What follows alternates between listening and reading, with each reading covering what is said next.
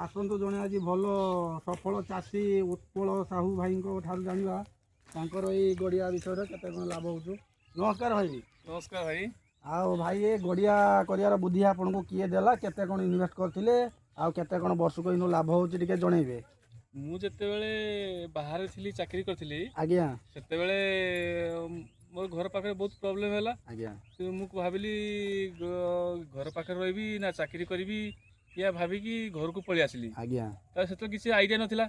तापर आमर यहाँ 1.5 एकर जगह थिला आज्ञा तापर मु देखली एटी माछ आम ए आख पाखे बहुत माछ चाषी अछंती आज्ञा से माने मु ताको गड़िया बुलिली पोखरी बुलिली देखली जे से माने बुझाबुझी कली भल प्रॉफिट ताकर पाउचंती आज्ञा सेठू मु भाविली मोर यही प्लॉटटा को टिके आम सरकारी साहाय्य अनुसार आम पोखरी खोली दवा सरकारी साहाय्य पाइछंती कि सरकारी साहाय्य पाइछि केते कोन पाइले सरकारी साहाय्य पाइछि मु 87,000 आज्ञा तेणु करी मु से भाबी कि पोखरीटा खोलली पोखरी खोलिया परे मोर प्रथम वर्ष मते 1.5 लाख टका मिलथिला आज्ञा प्रॉफिट।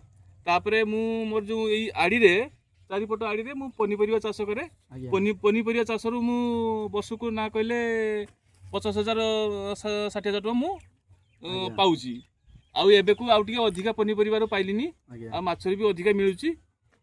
एबे बहुत सब गुआ गछ नडिया गछ बरकोली गछ सब आंब गछ सब लगी दिया आड़ी मानक सूचना गछ भी लगाई से भी किछि पैसा आसुची। नडिया गछ गुआ गछ जदि आसी ना सी आउ टिके लॉग आमर इन्वेस्टमेंट तेणुकरी सी आउ 2 वर्ष आउ बर्तन नुआ घरटे करछि मु देसी कुकुड़ा फार्म करी ए बुद्धि आपण निज मथारे आसला ना कि आपन संपर्क देले ना भाई देले एटा एक्चुअली मो निज येरु आस्तिला तापरे मु YouTube देखथुली आज्ञा YouTube रू भी बहुत लोग सब एबेले चाष करचंती आगुरु तांको देखि कि मु एबेटाको एथिरु भी निजरो आरंभ करछि।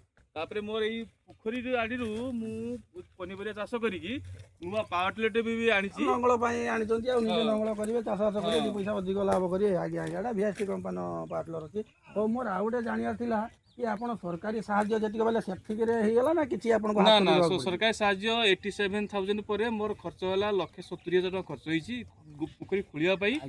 तापरे बाकी जो 4 फटे बाउंड्री पई मोर 50,000 टका खर्च होईछि। ए घरटा मोर ना कहले 4 लाख टका खर्च होईछि।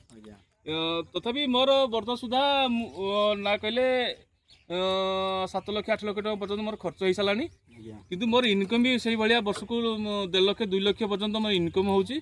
आउ जगह आपण लीज आकार नै छन ना आपण को निज जगह ए कथा तो मु जानि किंतु हमर सांग माने जानिबे ना एटा होछि मोर निज जायगा तो आज्ञा आज्ञा एटा मोर पैतृक संपत्ति रा आज्ञा से अनुसार मुझे जिते बाहर आसिली देखली मोर गोटे बड़ प्लट अच्छी कहीं मुझे गाँव में बुलवा अपेक्षा किसी तो करवा भल से मुझे खूब पोखरी खोलिकी माछ चाष कर लाइन कनेक्शन आपण नै जंती कि लाइन कनेक्शन सरकारी तरफ आमको दिया जाइए फ्री रे। हाँ बिल आपण को देबा को पड़तो बिल दिया जाउची। आज्ञा आज्ञा हो हो आपण को लोकेशन विषय किछि कहंतु जे कोन जगह कोन जिल्ला एटा होची बालेश्वर जिल्ला रो बालियापाल ब्लॉक रो रत्तई पंचायत रो बड़कोदा ग्राम।